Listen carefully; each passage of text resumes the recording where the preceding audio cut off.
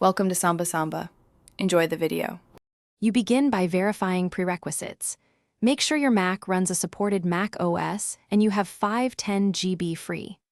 Once done, sign into your Microsoft account inside the app or Microsoft Auto Update so updates apply to your license. You should close Word, Excel, Outlook, and any background Office helpers. Unsaved work can block updates. Now open Microsoft Auto Update or the Office Apps Check for Updates command to start the update sequence and move to installation. You'll use Microsoft Auto Update to download and apply patches.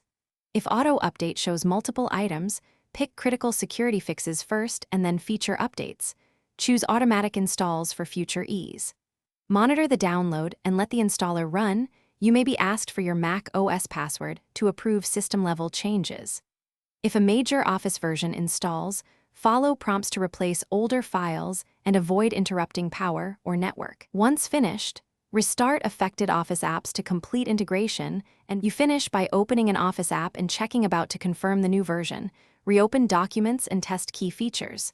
If an update fails, clear Microsoft Auto Update preferences, remove the COM. Microsoft Auto Update Plist, restart the Mac and rerun MAU. This often fixes configuration corruption. Make sure your network isn't blocking Microsoft servers and check disk permissions. If problems persist, download the latest offline installer from Microsoft and reinstall Office.